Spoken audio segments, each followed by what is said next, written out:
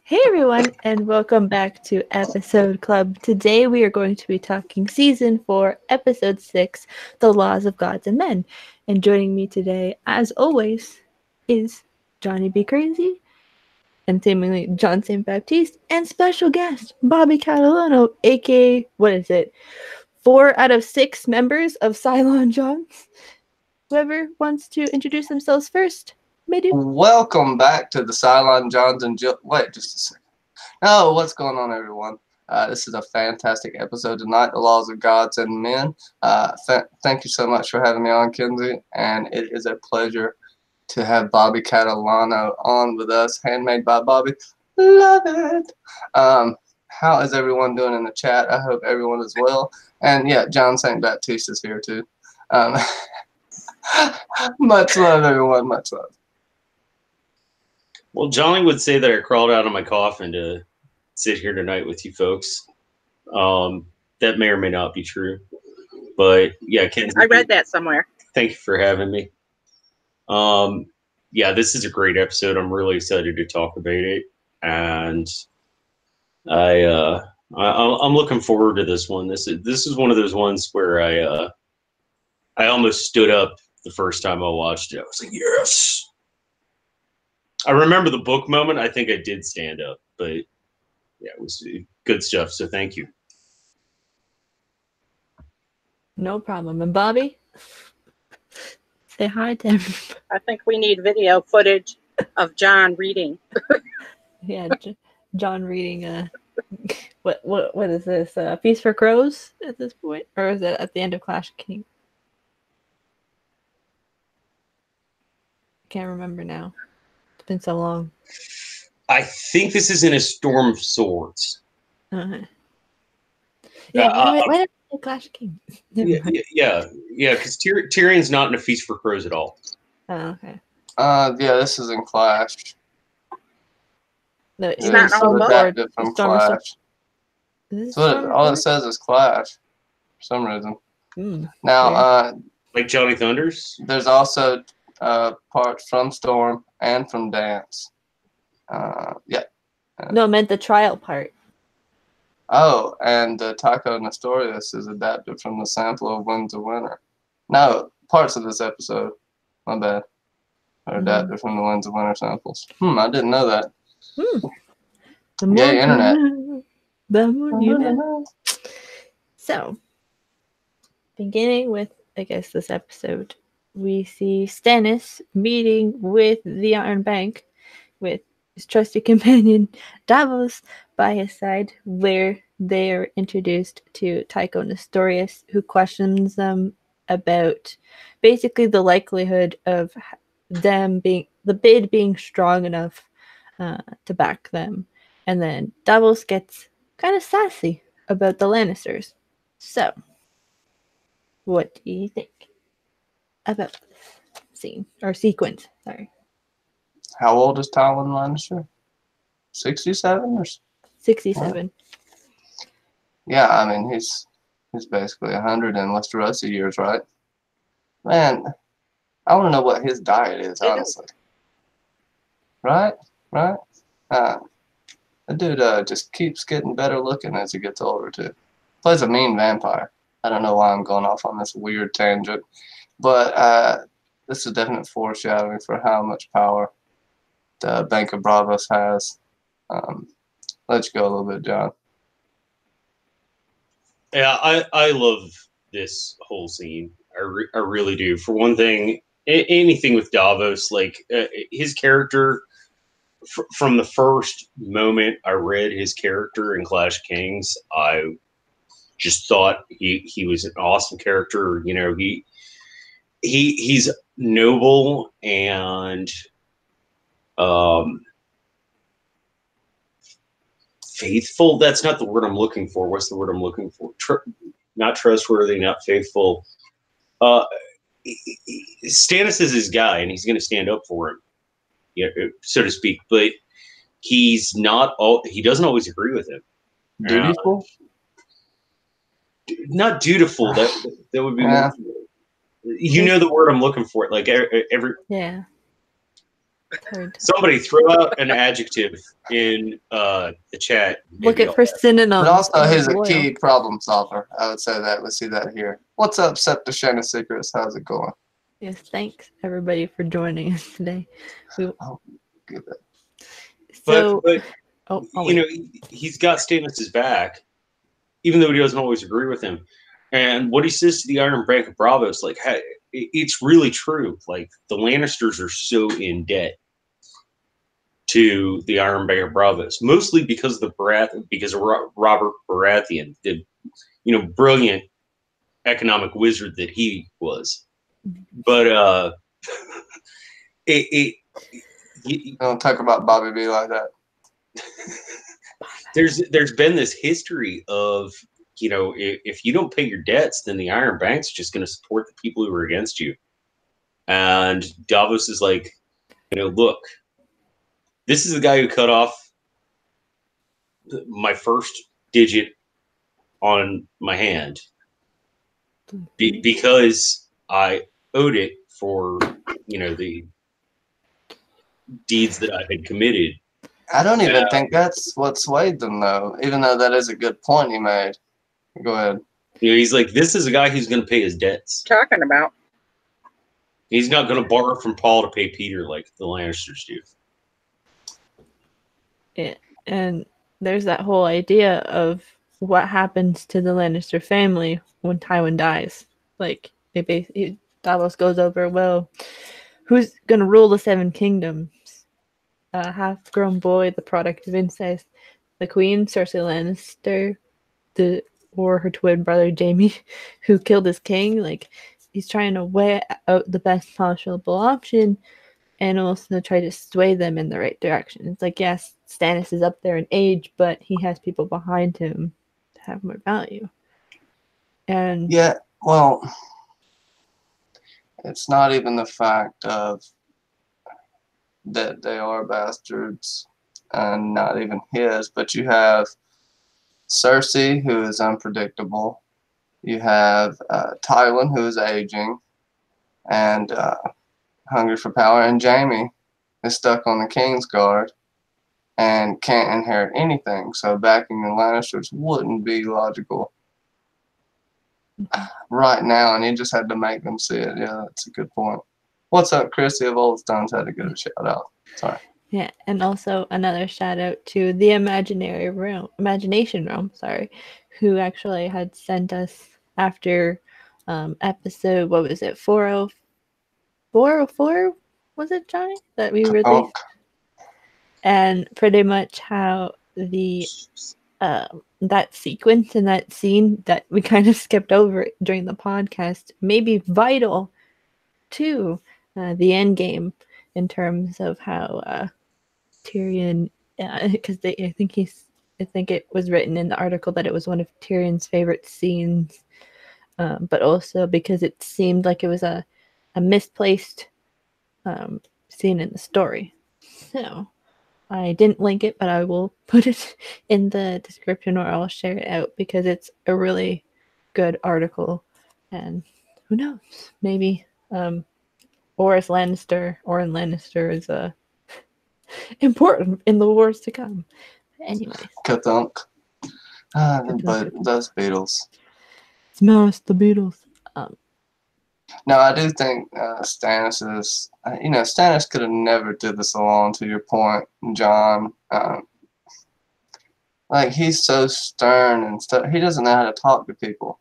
He is by no means a people person. He wouldn't make a good king, in my opinion.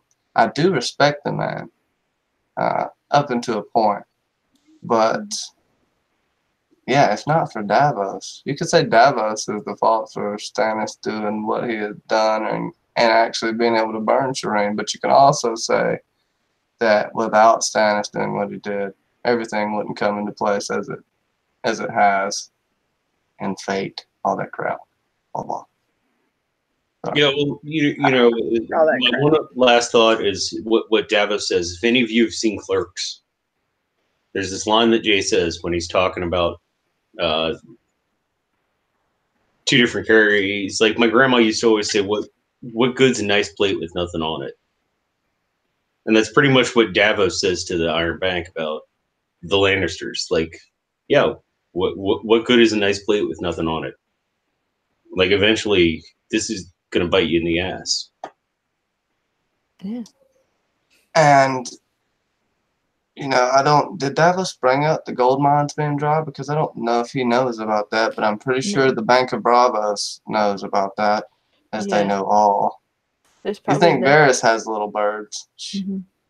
There's probably the repayment level. They had the Tycho Nestorius, who brings up the fact that that the books in Westeros have things like birthright, conquering, and all of that.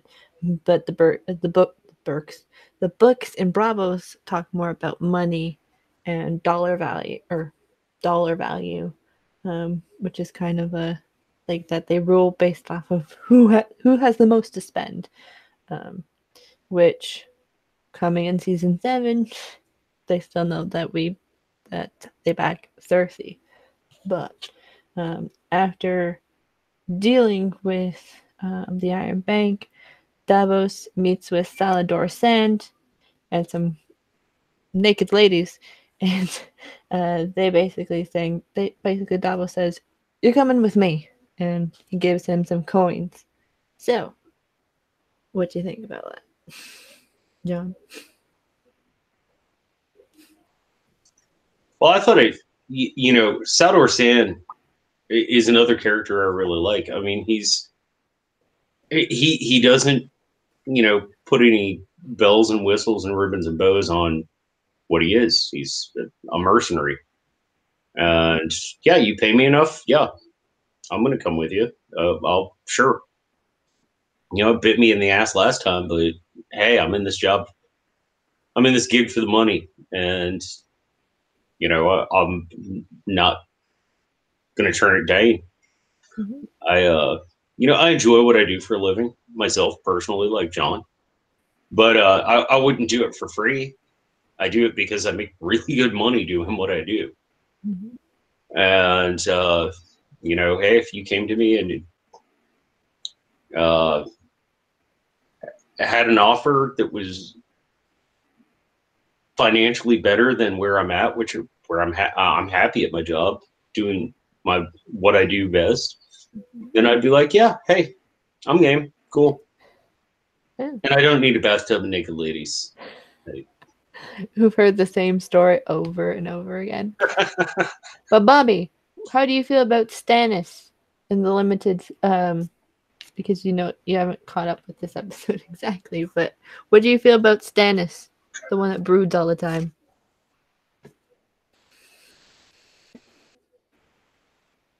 Bobby? I don't know. He ain't right. He ain't right. He just ain't right. He ain't right. What? It's not normal to sacrifice people? No, especially his daughter. Did he do that in this one? Because no, that was terrible. No, that's not until season 5. Oh, good. That was terrible. No, he is not in his right mind or something. He's not right. Yeah, well, I mean, he's definitely... He should be king. I don't know. He's the person that takes anything almost as a slight. You have to be literally kissing his ass or he is not very happy with you. Peter Griffin says, the bank is like a casino. The house always wins. I think it's just a good point. Yeah, very true. Go ahead, Bobby. That's true, too. I don't have nothing to say. I don't know what you're talking about. I'm lost. I'm lost. Hashtag Bobby lost. Sorry, Mackenzie. I'm lost. No. Right. You're doing great. I knew better. It's fine. It's just having you on the panel just makes it like it's Friday always. Johnny, what did you feel about? We got 2 Fridays. Yeah, woohoo! What did you feel about Salador Sand and Davos's offer? Oh, with me, I don't know. It's funny. He had to get him to come with him somehow. And Does he even have a wife? Salvador Sand doesn't have a wife in the books. So. Don't think so. Yeah, it's just, he just does it for the gold. He wants Cersei. That's kind of his main drive out of all this. But later, Oh, that he pirate tends guy? to leave a little sooner in the books than he does in the show, right, John? Bobby. Yeah. In the books, he's a little easier to convince. I always throw out song lyric quotes. Best of things in life are freeze, but you can leave it to the birds and bees.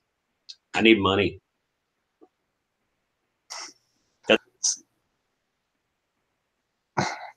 Set to sharing a secret says when Davos says he delivered the rest of the gold to Salad Whore's wife, he is both attacking Sand and forgiving him as his infidelity. Hashtag Salad Whore. Oh my gosh. Hashtag salad horror sand. No, that's really good. The thing is, they did kind of take all of Davos's children away in the show. I would have liked to have seen that because I think that affects a lot more of his outcome overall, that he has 2 small children back at home and maybe even a couple more still alive, right? I think so. That are older. So that's kind of the only thing I don't like about the Davos thing, but it does give him more desperation, more of a fatherly role. You have more of a reason to believe that he wants to be a father to people because he has lost his only son. Yeah, In this case, in the show. Yeah, if I remember correctly, in the books, he lost 3 of his 2 sons, or he lost 3 of his 5 That's sons, impossible. leaving 2. 3 of his 2. 3 of his 5 sons, leaving 2. Yeah, there you go. Yeah, I feel like they make him more of a family man in the books. They kind of just after this season, they kind of forget that he kind of has a wife, which would be interesting if they take a shot. If they had brought in his wife, like in the end, for sake of art, or that she somehow pops up and be like, oh, "That's his wife," and it's like this really like gorgeous woman and stuff. Like, oh, that'd be funny. So now everybody's now going to call Salvador Sand hashtag salad whore from now on. Like that's what if case. his wife comes back as like a red priestess or something? Ooh, that would be some sick shit. Ooh. What is she? She lives on the in the Flea Bottom, right? She's in like Flea Bottom. I missed. No, there's somewhere. Where did he get? What was that piece of land he got? John. I can't remember the name of it, but he got a piece of land for when Stannis. Yeah, when he knighted him. Knighted him. I can't remember. It's like a little island or something, or like it's next to the ocean, I believe. Yeah, that's where she lives with his 2 youngest boys. It's might be Kate Rath. What up, Rod? Damn it! I just love saying that. Yeah. Sasuke says in A Dance with Dragons, he has one alive at the wall who is close with Melisandre. Yeah, he's kind of like Mathos was, but yeah, he's even more fervent. Is he part of the Queen's Guard? If not, I know he's an advisor or really close to her because I know didn't he chastise Davos at the wall before at one point? Yeah, a bit of a zealot there. Religious zealot. Yeah. Same thing. He just metaphorically lost that son.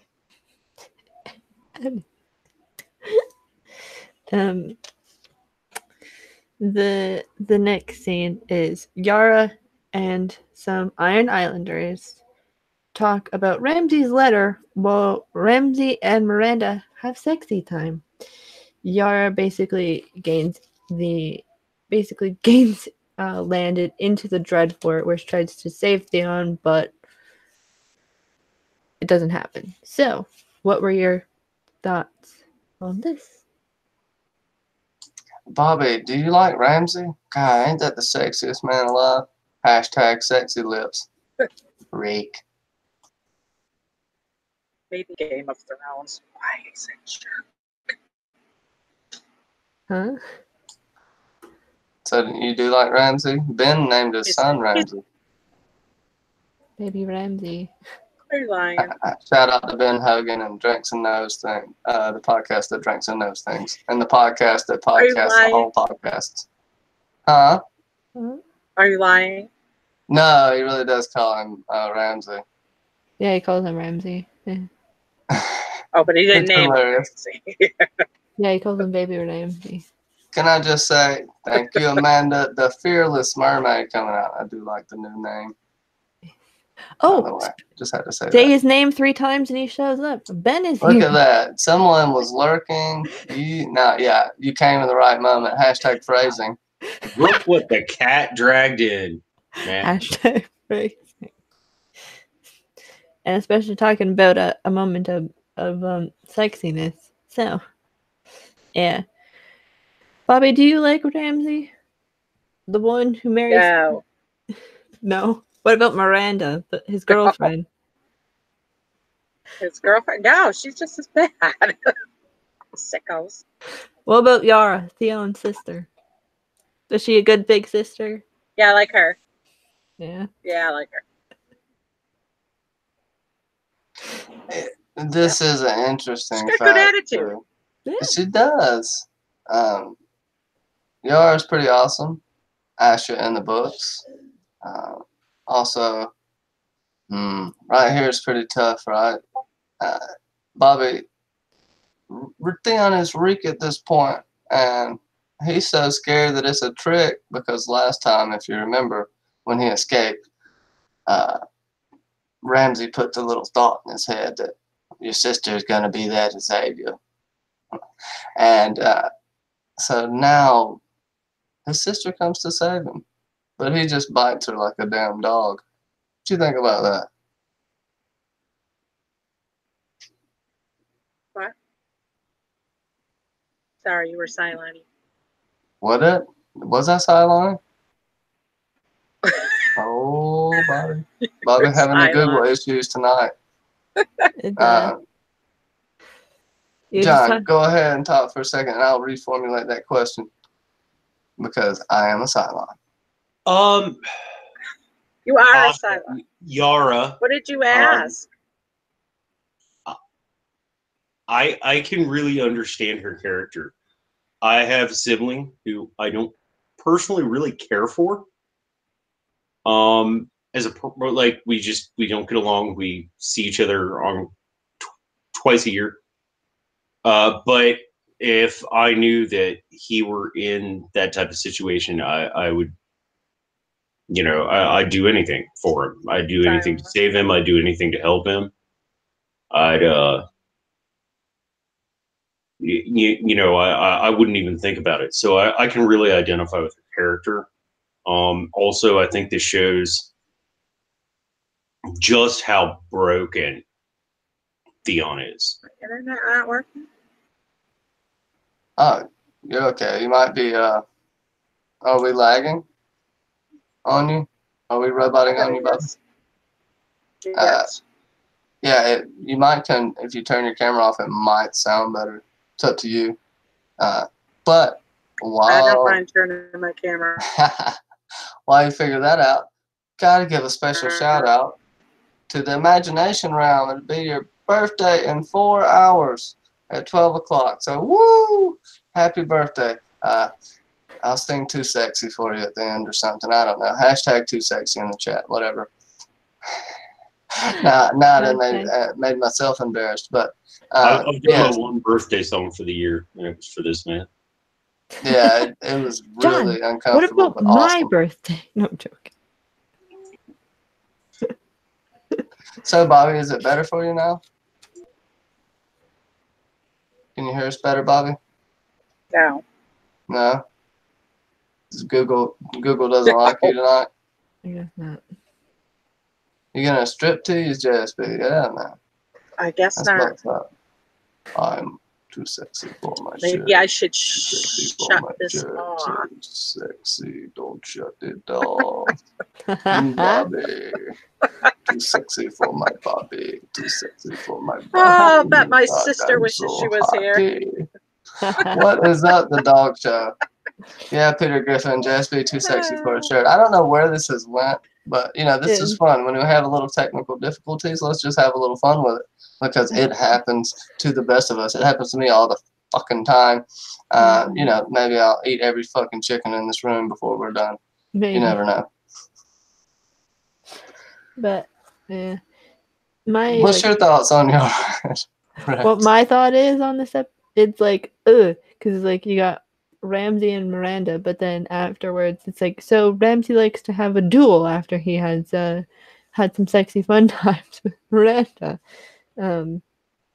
which if we base it off of the last stream that we did, which was 402, which was Ramsay and Miranda chasing Tansy through the forest, we suspected that they like to do sexy fun times after that. So the flip on, like the reverse almost, that Ramsay likes to have it's like duels and sword fights afterwards. But yeah, sometimes you just gotta switch it up, you know.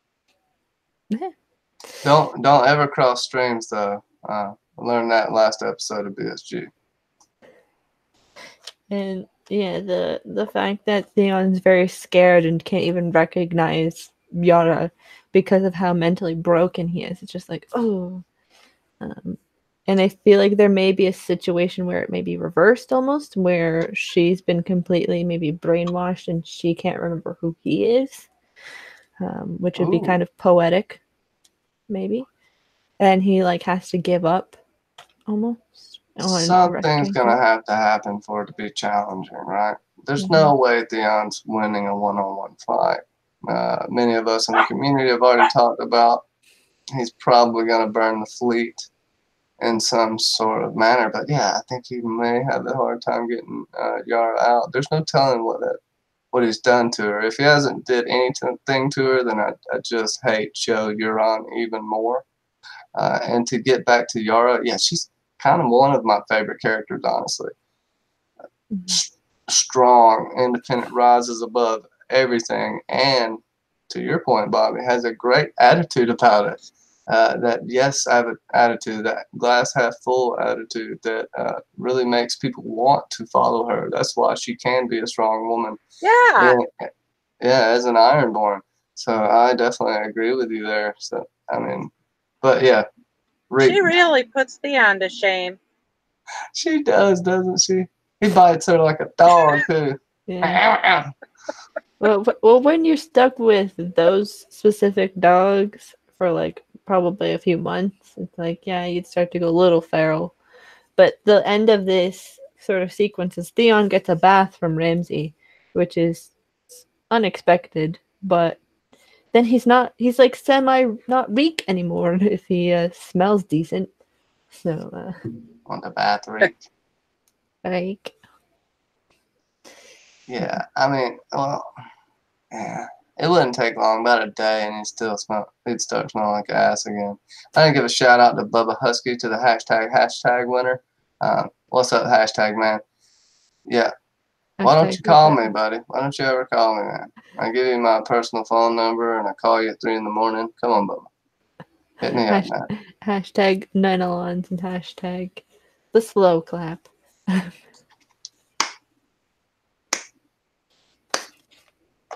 Yes, Julian, Adrian, let's talk about this. Why didn't they just kill the dogs? You have weapons. These are dogs. They're not direwolves. Yeah. Someone help me with this. Yes, they are fierce animals and trained to kill. You have an axe and armor on.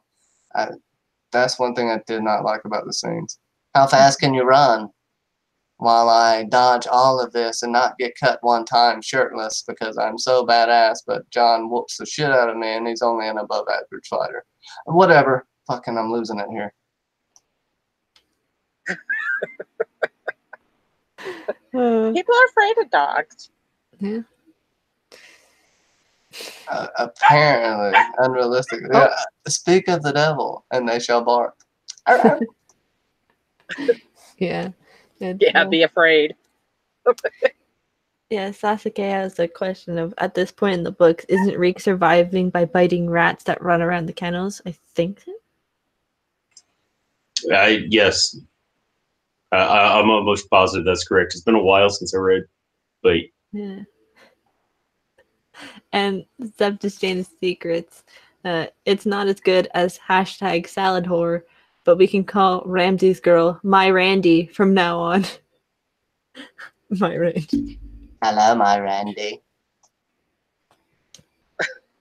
Can you run fast? I hope so. Hashtag num nums. My nipples are hard from this experience. I was like, that's just too far. Hashtag sausage eater. Hashtag devil face. Hashtag new cam. Don't have it set up right now. Okay, stop hashtagging me. Man, that's how that sort of scene ends. But yeah, Ramsey just gives him a bath, and it's like, oh, maybe Ramsey has some slight goodness in his heart, which obviously we know come later episodes. It's like, nope. But the next scene that we have is basically Drogon is flying over a flock of sheep, gets a snack, and then Mommy finds out, and she does what every rich mom does, which pays out the person who gets in trouble. And then she meets with the man who's supposed to be one of her future husbands and strikes a deal. So, what do you think about that? This is Danny's decline for me. Starting character-wise. I'll explain myself in just a second, but I want John to go first because he's been politely quiet with that beautiful hair of his. I only wish my facial hair would grow in that well. yeah, this is when I really, book and show, this is when I really just started to let go of Danny's character. I'm like, you're turning into Grandpa. Or, you know, or I'm sorry, no, you're turning into Dad. Yeah, Grandpa. Dad. It's like at this point, it's like, does it matter? You know, John's grandpa. There you go. Your nephew's grandpa. Yeah, your nephew's grandpa. I just, it's kind of a catch-22. It's like, what do I do? I need my dragons, but at the same time, like, you know, they're going off and destroying these things that are commodities that are, you know, is this the one where he has the kids' bones? No, it's the goat's Okay, bones. it's just the sheep bones. That's like a couple episodes later.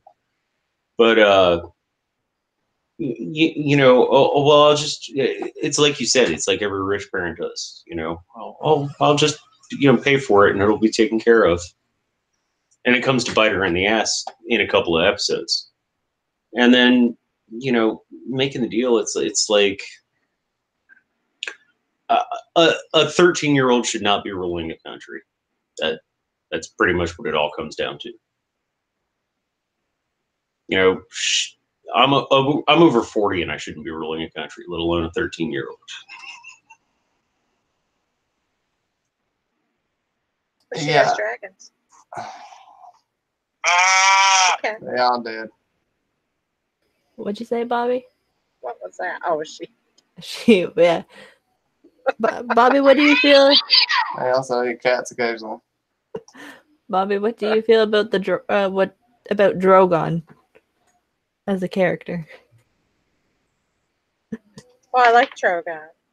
Yeah. Even if he eats people's sheep. Kids, on the other hand, well, you know, that's a little different, but sheep are okay. Hungry. Are you trying to say that Bobby likes Drogon that way, Johnny? What's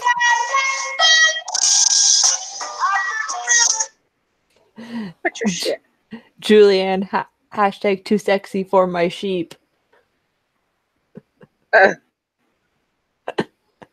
Hashtag too sexy for my sheep. And actually, they're goats, not sheep. Sheep. I mean, both taste very but good. hashtag too sexy for my goat seems a little bit.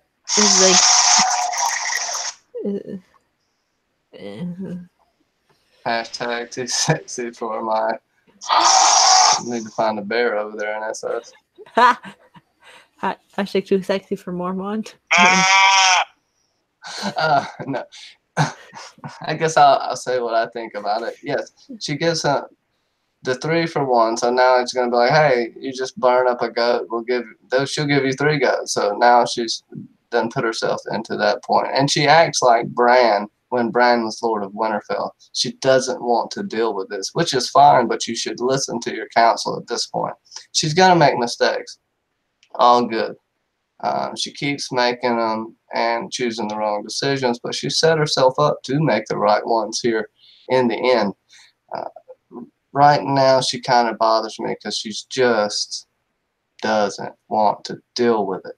And it's your responsibility. You have literally 3 cities now to deal with, and you're not. You know, I don't know if I can say much more than that. I don't want to keep blasting it. Yeah. What's up, AU? Did I say AU in there? Yeah. Oh, okay.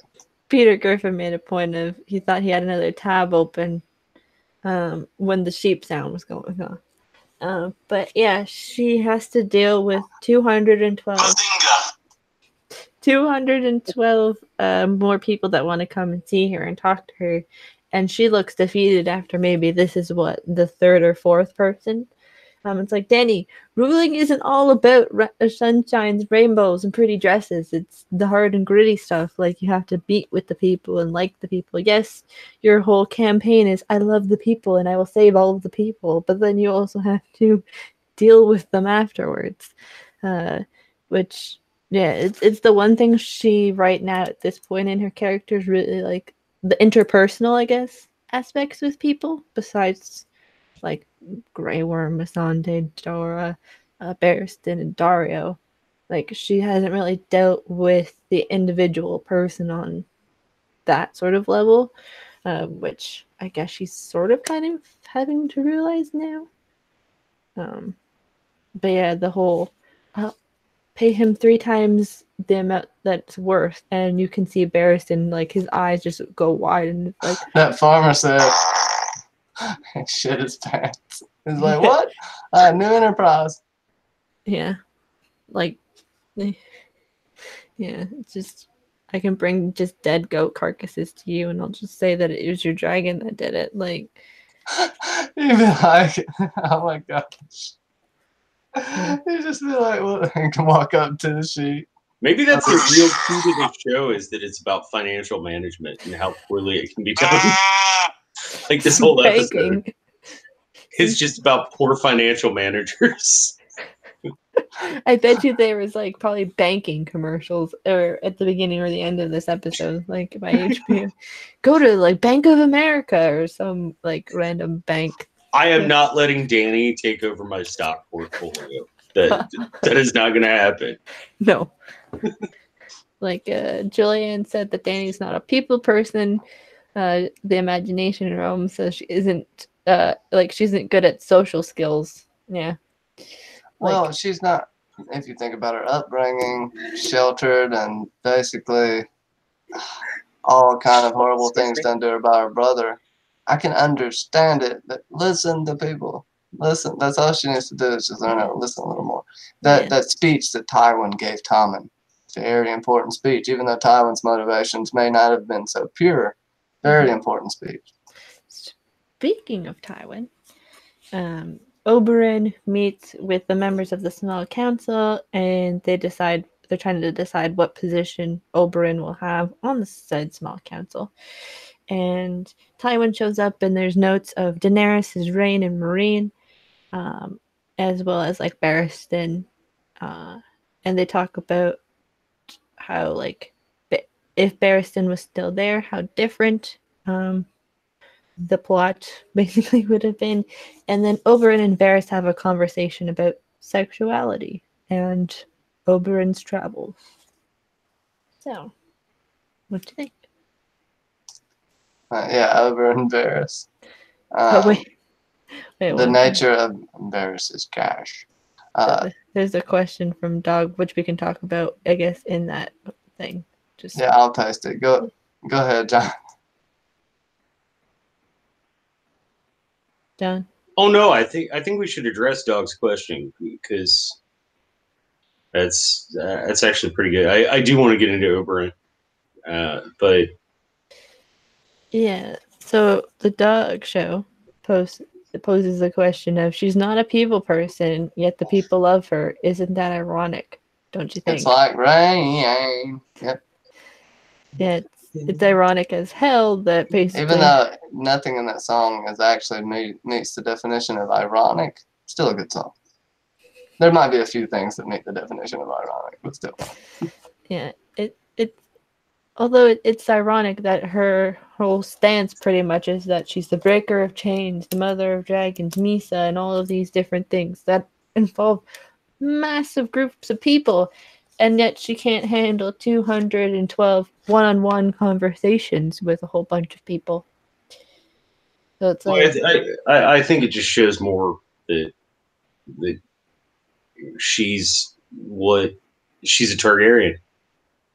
You know, she doesn't really have any people skills.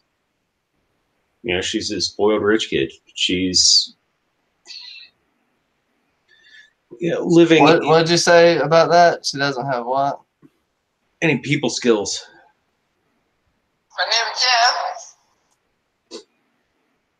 You know, she's living on her estate. She's. I hope she's being careful because you know she's turning into Louis XIII. Oh, would you care to elaborate on that? Well, she might end up with her head cut off. You know, let them eat, or you know, even further, Marie Antoinette. I mean, I do see some huge echoes of Marie Antoinette, Dany's character. I see a podcast in your future. Let them eat goat. We can do that. Historical references. Game of Thrones. Oh, now you're gonna make me do homework. Shit, guys. Well, you got time to prepare. I've got a couple more upcoming. Anyway, yeah. Oh, am I supposed to talk about it? Go ahead. Yeah. Oberyn and the small council. I already described the scene to Oberyn. Oh, I didn't know if you wanted to talk about it. Oh. What do you mean? The people person thing? No, the whole scene. Oh. And I'll talk about it last. I was letting you go. Yeah. It's funny how Oberyn's like, maybe I can be the master of ships or the master of coin. And Mace Tyrell's like, no, I'm the master of ships. Like, he's just like, he's like the youngest brother who like dad gave him one small task, and he's like, I can do it. Like, I'm a big boy now, like kind of thing. And the fact that they also have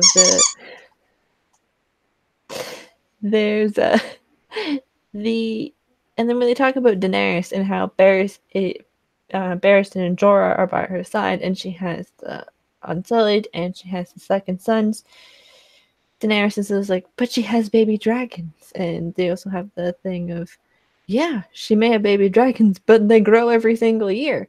And even Tywin says, like, yeah, Barristan letting him go was probably the worst mistake of your life, because if Barristan was here, Joffrey might not have died. Because yet they don't know what exactly had happened with Joffrey, but they're like, he didn't die on Joffrey. Like, Joffrey wouldn't have probably died on his watch or something like that. So even Tywin doesn't like the fact that Barristan Selmy, one of the longest, reigning Kingsguard, has been like disbarred without just cause. I would agree with that. I don't think Barristan could have stopped it, but there is a chance he might have saw that sleight of hand. He does see things like that. Example, the warlocks of Karth when they were attacking Dany in the meeting with Dany. And I just want to say, oh, Tila Angel, it's okay. Thank you for coming out. Yeah, we get into a little bit of the Hound as well. How much havoc, I believe the phrase "fuck the king" was uttered, and he killed, I think, 6 Lannister soldiers or Kingsmen as they're called now. And what little birds fucking told them that? The inn owners? Other than that, there was no one else there. So maybe they needed a little coin, though. That's what Varys provides for the small folk, for the unfortunate. Maybe he provided to fix that up for the information.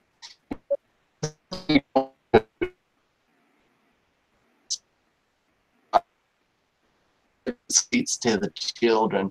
You know, he doesn't do that. Also, him being asexual is a key, too, because we know that Grey Worm is not asexual, even though he's a eunuch as well. But I will stop ranting for just a second and let John go. Yeah, you know, Tywin, you know, he pretty much in this scene he really calls Cersei out. You know, he's like, you let this little numbfuck mess everything up, like basically to feed your own hubris and to spoil your little brat. And you did this wrong, you did this wrong, you did this wrong, you did this wrong, and now that's why we're where we are. And I can't bother with dragons right now because you done fucked everything up. It you know, as much as you're made to hate Tywin in this episode, this scene right here, I think, is him at some of his biggest badassery. Any scene where he's sitting with the small council is just, you know, you gotta respect him. You don't have to like him, but you gotta respect him. Cool story, bro. Especially when he casts down Cersei. I agree. Like, he can cast down Jaime and we're like, because it's Jaime. He can cast down Tyrion and it's like, we don't like it, but it's just like, because it's Tyrion. But when he just rips into Cersei, you're just like, oh, the favorite, like the supposed favorite child almost, like, or like she thinks she's the favorite child gets like torn apart by Tywin. She must have been like, oh, my heart hurts because Daddy insulted me. But yeah.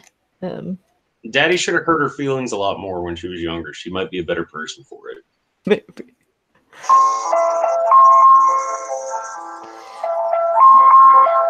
Pour one out for Cersei. Bobby, what do you think about Tywin? If you're still here. If not, unless you're silent, and you just tell me in the chat. But hello, OTDA.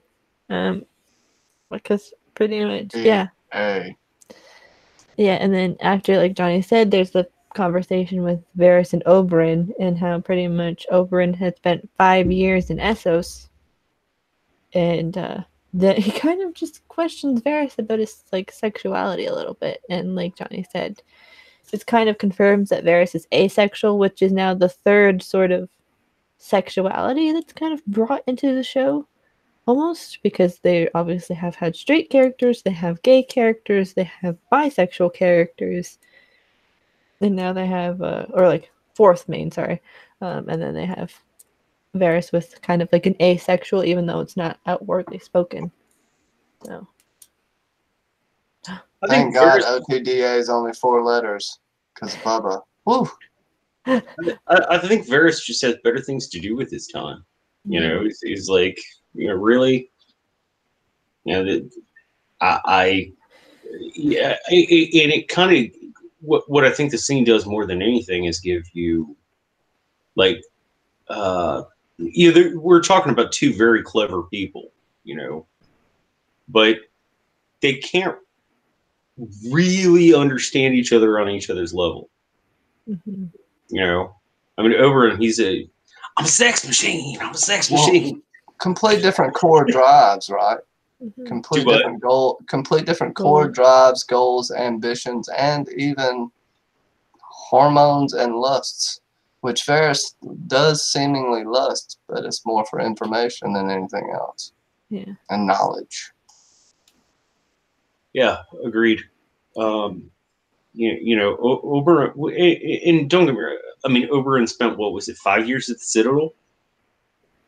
You know, Citadel, and then 5 years in Essos. Yeah. he started forging his chain. You know, they just have such different basic drives.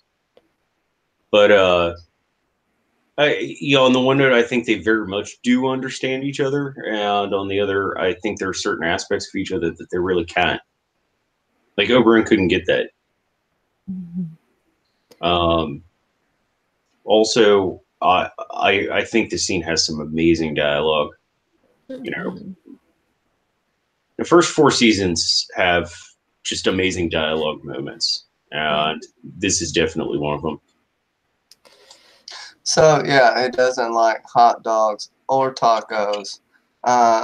Thank you, Sasa. Okay. Hashtag hot dogs and tacos. Hashtag sexual anorexic. I can't even get that out because it killed me. That fell out of my chair. All right. Go ahead. Sorry, Sasa. Go ahead. No, it's okay. Bobby, if you're still with us, what do you feel about Tywin and Varys? Low T flying filter. What? Oh, I have a question. Yes. Not a comment. Is this are we talking book here or Only show? Huh? Only show? Only show. Easy peasy. Why I am so lost. It's like I didn't even see it. I think it's because your internet's been choppy. You can't hear exactly everything we've been saying. It's all good though. You've had some fantastic, fun comments. Can you hear us now? Yeah, I can hear you now. Oh, okay, good. I've been listening, Yeah. except for when Mackenzie wants me to answer. I don't. Oh, that makes sense now. Selective hearing that Bobby has. It kind of caught me a little late on that one. No, I don't remember the episode at all. I should. Okay, then what do you feel about Tywin in general? It's fucked up, John. Tywin. You know, I like Tywin. He's bad, but he's really good at it. Mm-hmm.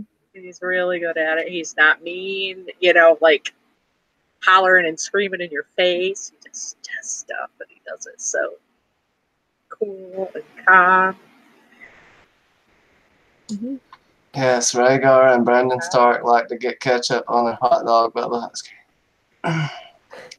Uncomfortable comments tonight. Misbehaving over here in chat. And what about Varys, Bobby? What do you like? Do you like Varys? Is he creepy? Is he on? Is he? I don't find Varys. I don't find him creepy at all. I like Varys. Yeah. I don't care if he's a eunuch, and I think he wants what's best for the realm. Although he does admit to doing bad things, you know, for the better of the realm. But, you know, the whole show is like that. So life is like that. If you actually go back, thinking of that are bad is things he doesn't. Mm-hmm. What? He did. You kind of broke up there for a second. I did. Of course I did. Varys, the bad things Varys does is in what he doesn't do, like not helping people. He rarely does like an actual evil thing if you look at it. He's one of my favorite characters as well. So intriguing because really what does he want other than a peaceful realm? But you've got to think there's a little more motivation there. Now he looks at the throne here in this scene. He knows good and damn well he can never sit the throne, but it could be the power behind it. And I think that's his ultimate ambition. Boom! Drop the mic. Think he wants the throne? No, he wants to be the power behind the throne. You know, which, I mean, think about it. Which job would you rather have? Yeah. I don't want to walk around with a target on my chest.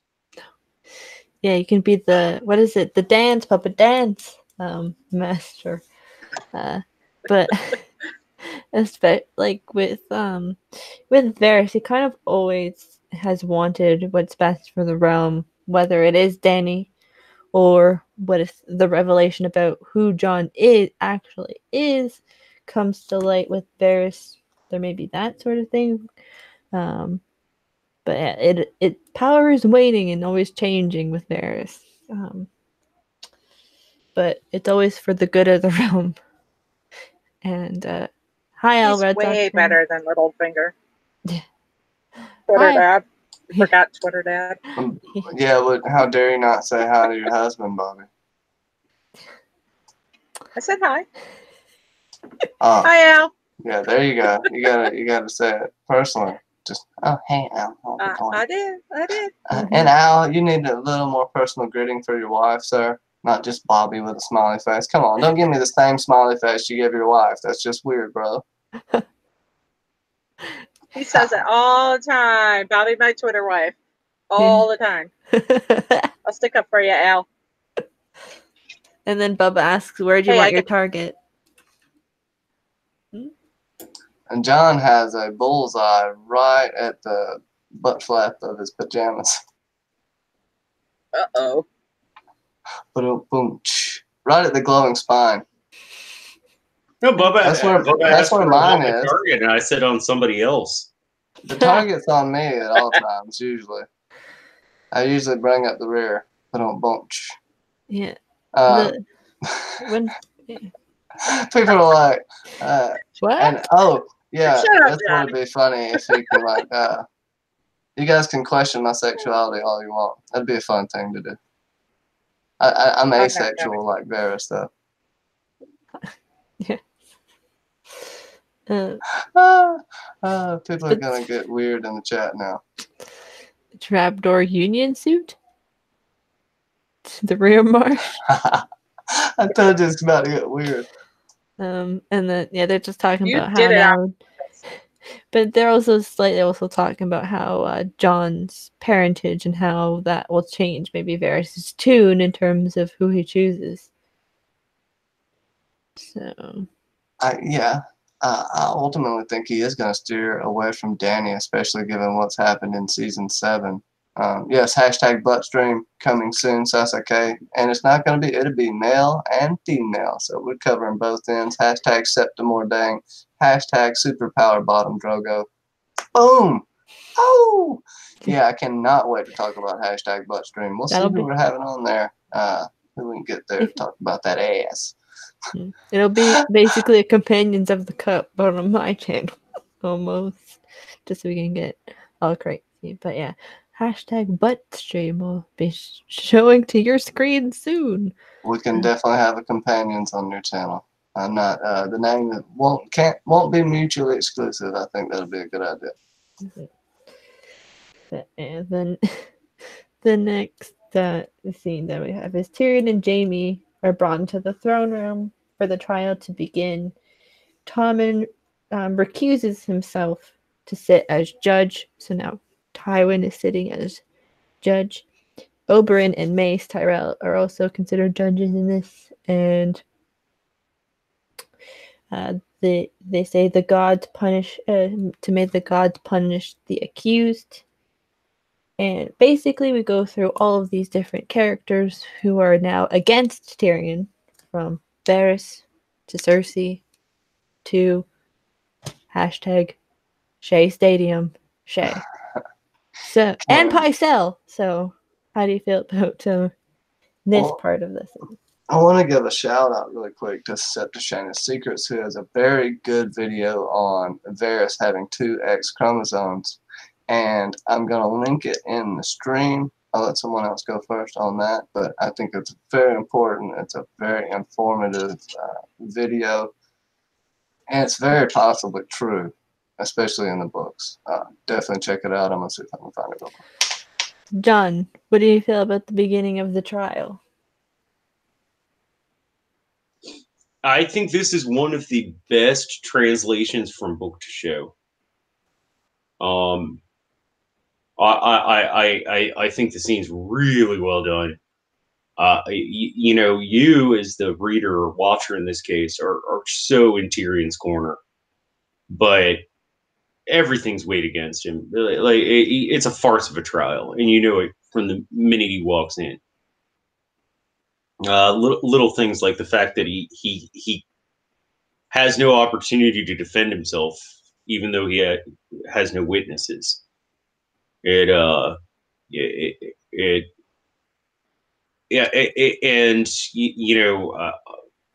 on our other show on Cylon Johns, we always talk about acting chops. I think Peter Dinklage's acting chops in this episode were just amazing.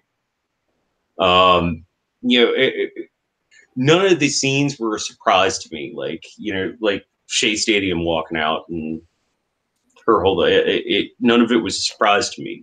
I knew this was going to happen, and still it was well done, and I was just like, nail on the head.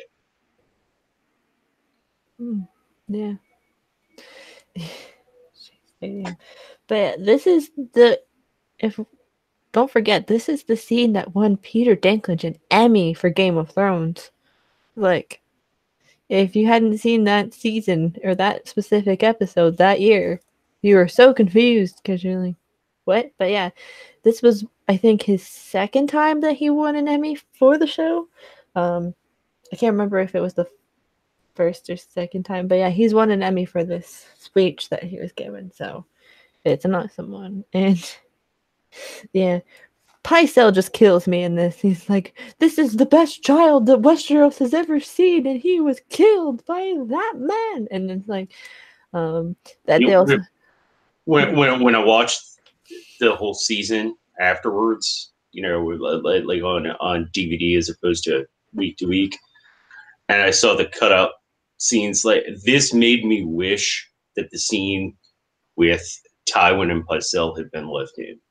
With the fishing was fishing scene, right?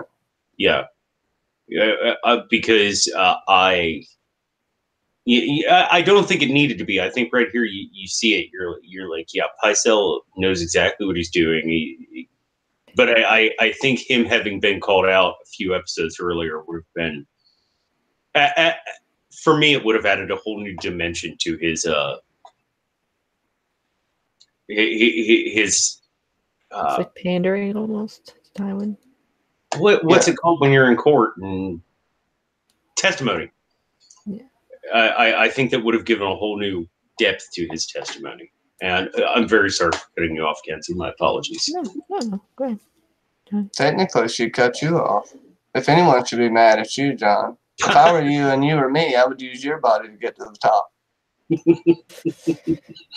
And they also asked Tyrion about Sansa and if Sansa was responsible, and he's like, I don't know. She had just cause, but I don't know if it was her.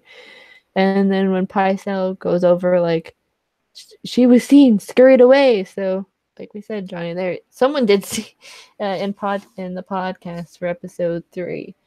Someone most definitely saw her run away with Sir Dantos because they end up finding his body, which is like, and they find out that the necklace had the strangler in it, which, handmade by Bobby.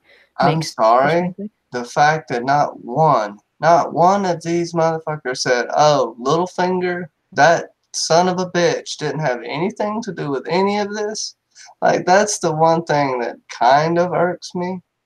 Littlefinger seemingly hides it better in the books, but here it's kind of sloppy, His ship conveniently leaves right before, right?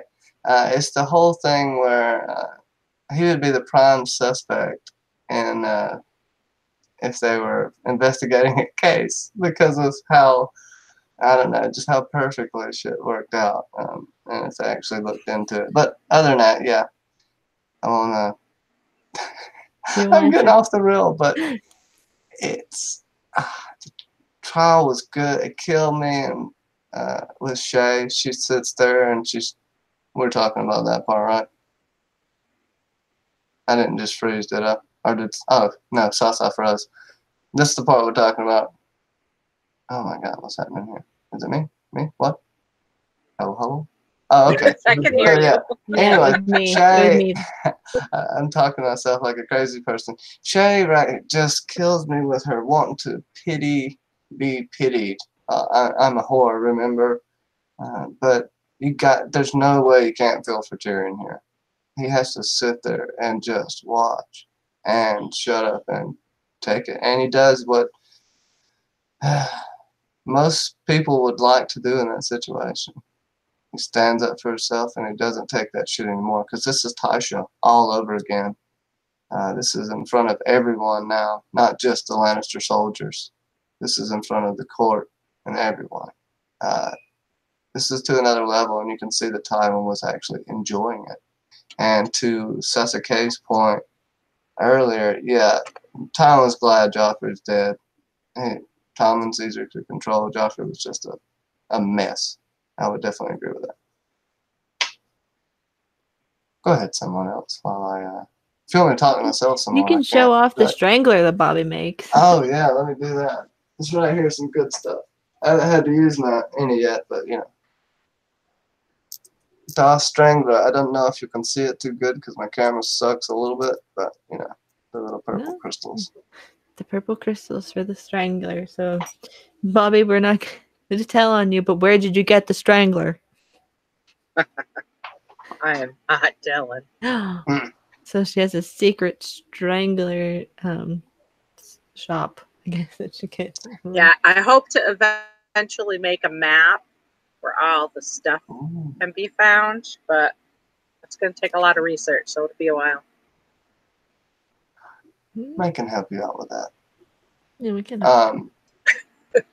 So here's my hypothetical question I have for Oh, sorry.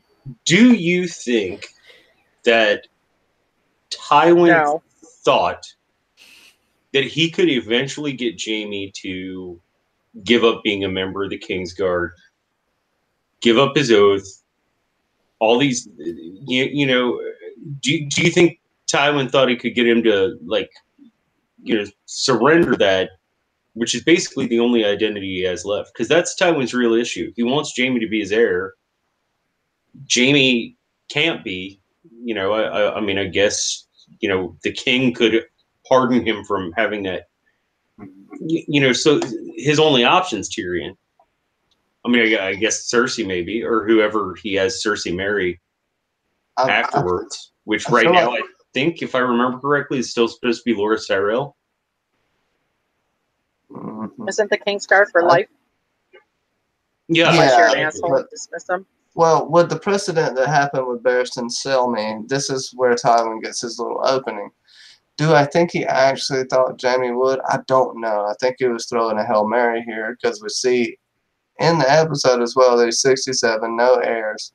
Tommen is young, and this world is cruel and dangerous, and there are people around him, and there's a war going on. So, of course, he'd want to somehow further his line, but I don't think he really believed that Jaime would. But he hoped he would. That's probably a better way to put it, in my opinion. Yeah. So to me, my whole point being, yeah, he wanted him to, but I don't think he thought he would. And this, I think, is putting Tyrion on trial and making him his sacrificial goat. It was the first really bad decision that we saw Tywin make. Like, just because he did not want to. Well, it's like, Tywin, you're not going to have another kid. You're like 900 and a freaking vampire.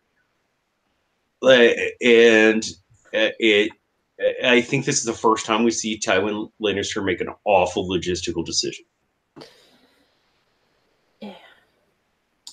It was something good to hold over him, though, just because he knew how much he loved Tyrion. Of all of the well, you know, he kind of purposefully turns a blind eye toward Cersei and Jaime. He, like, doesn't want to see that. That's one of the few things that Tywin just doesn't want to see, and he chooses not to see what's right in front of his damn face.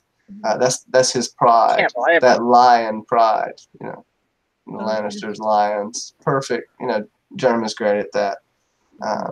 And yeah, I was just kind of agreeing with you on that, John. But I do think he thought there was a chance, or he wouldn't have did it.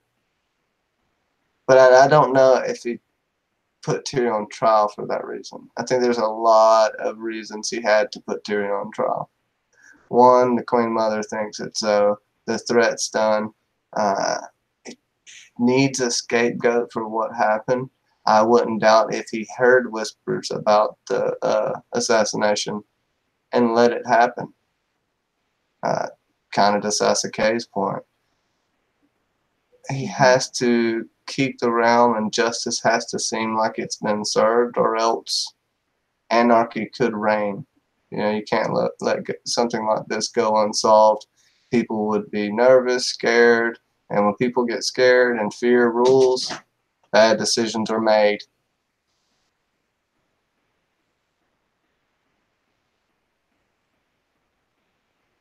Oh, yeah.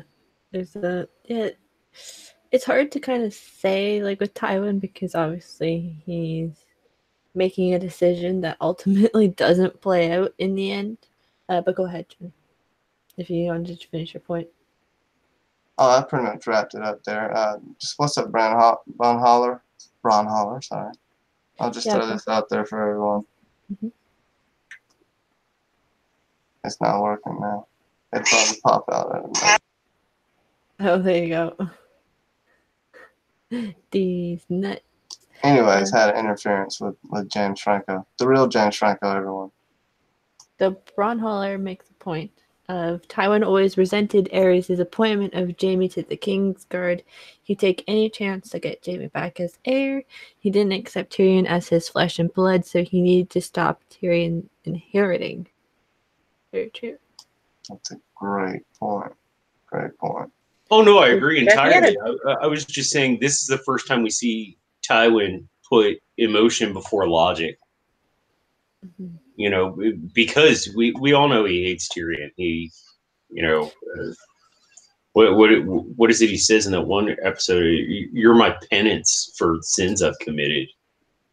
You know, we know that, but he's not being rational here. I mean, I'd have blamed it all on Sansa Stark. It would have worked out, though, had Tyrion not escaped. It would have been just fine.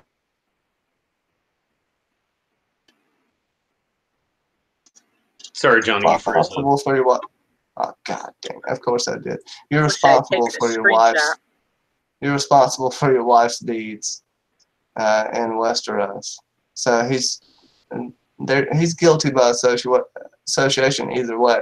Even if his father believed him innocent, he still has to put him on trial, because in the eyes of the lords and ladies, he was standing there with the cup. Even though, if you honestly think about it, no one would ever do that. That's not how normal people think.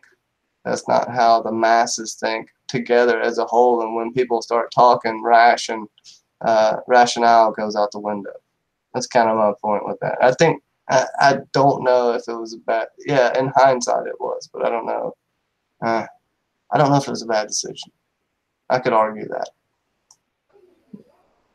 Yeah, it's like one way or the other. But yeah, Tywin just never accepted really that Aerys was so spiteful that he rejects Cersei Lannister, but then takes Jaime Lannister in the end, which is kind of funny, but also kind of like a oopsies, I guess, situation. But yeah, the whole naming Tyrion to the Night's Watch would have been kind of funny, actually. It would have been a weird situation. Like, Tyrion would totally be a fish out of water in that situation if he was sent to the wall. Like, Jon would be the only person that would be like, hey. But then we wouldn't get the epicness that is Tyrion and Daenerys. So it's like one way or another. It kind of, yeah, it would either kind of be a bait and switch almost with the wall in the north, like way up in the north, because that's kind of Jon's domain almost, and that's where he's the prominent character in that storyline. So it would have been a switch up, which I don't know if that at that point would have been the best decision, but I don't know. And pretty much the ending part of this is that Tyrion decides that he wants a trial by combat. And he's like, after giving this epic speech, if you haven't watched it in a while, please go watch it, because it is epic. So, what do you want to say, Bobby? If you haven't watched it in a while, made me laugh. Yeah, because some people just like they just go off of what we talk about, and then they remember things that have happened. So yeah, it's an epic thing. And then Tyrion wants trial by combat, and it just makes Tywin just go, "What?" And it's like you've ruined my plan in the end. But yeah, what did you think about when Tyrion says, "I want trial by combat"? Yeah, I mean, because he was offered this backroom deal. Mm-hmm. Oh, sorry, Bobby. Please speak. I'm sorry for interrupting. Oh, it's all right. Yeah, I was gonna say this is the one where is this where Oberon fights? No, that's in 2 episodes from now.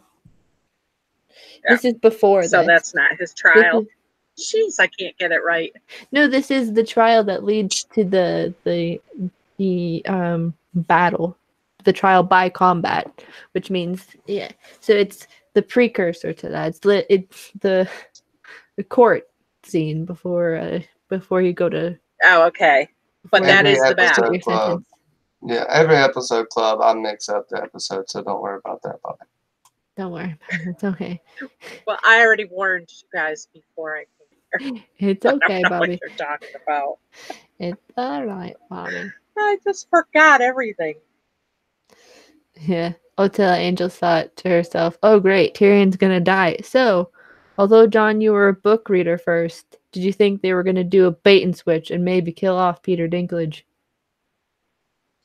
No, I didn't. He's too integral to later events in the book. I mean, but then I mean they could have, because so much of his stories from Dance with Dragons is cut out of the latter seasons of the show. And I'm not trying to be critical. I understand you have to change things and edit things and so forth. But so I mean, I guess arguably they could have. But no, I didn't think they were going to do a bait and switch or anything like that. I just, once again, his whole speech at the end of this is just awesome. Imagination realm. The best part, I wish I had enough poison for the whole pack of you. I would gladly give my life to watch you all swallow it. Like yeah, I'd be that bitter and angry too. Like, I just save your collective asses. Watching you vicious bastards die will give me more relief than 1,000 lying whores. Yeah. There's rare moments when I'm saying when I will say the show does it even better than the books did, and this is definitely one of them. And I think it's almost verbatim the same speech, but once again, it props to Peter Dinklage as an actor. Like, really, like, you feel it. You're like, oh, yeah, he does that role really well. So, now that we reached the end of the episode, Johnny, do you have any thoughts about that really epic speech at the end? Oh, no, I honestly, of course, one of the best speeches of the entire show. The imagination realm, yes, perfect delivery. There was a point where you just wanted to get up, jump through the TV, and just start screaming with him. I loved every minute of this. Was a fantastic episode. I guess, do you want me to give my rating?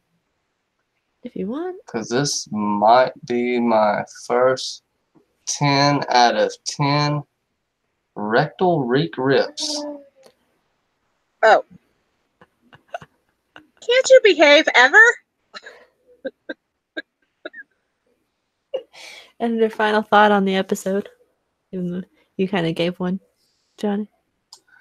Oh, it was just a very good episode. Just 10 of those. And got to see kind of Yara struggle and all of the political Game of Thrones. Good bit of Varys. Littlefinger wasn't here. But I couldn't give it, take away for that, because I can't say I love Littlefinger or anything. I just like doing his voice and talking all creepy. I actually really liked Ramsay here. I did have a little bit of scoff with the kind of scoff at the dog scene, but that's nothing to take away from the TV show. It's a fucking TV show. I'll get over it. Yeah, I just really liked the episode. I don't know if I can say much more. Yeah. Except Tywin needs some badass mutton chops before he dies. John, you're muted. Okay. I want to give this a 10. I really want to give this a 10. But there's Danny, so. But there's Danny. You knew exactly what I was going to say. But even then, the Danny scene's done well. I agree with Johnny. Yeah, I'm going to give this 10 Danny bad economic decisions. Yeah. So, you can skip me because. But what would be? No, Bobby, here you go. All right, everybody get ready for Bobby's final thoughts. Don't wait. Bobby, are you ready to give your final thoughts? What did you think of this massive episode?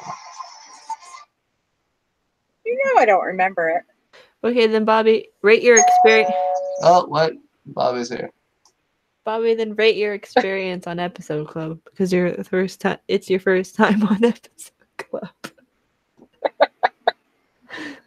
Well, this was fun. Realizing I watched this show, I've seen it, I don't know, over and over and over, and I seriously don't remember this episode at all. None of it. This is crazy. So I'll be Ben. What? Jason, I'm almost there in the book. I'll be ready for the next one. Okay. So Sasuke gives it 9 out of 10 salad whores. yeah, so we've got some funny ratings in the chat. Sasuke also said 9 out of 10 shirtless Ramsay fights. Subjecting Secrets, 9 out of 10 bar benches. Or bar wenches. Hashtag salad bar wenches. Bubba says 9 out of 10 gourmet goats. Hotel Angel, 9.5 on the Rickon scale.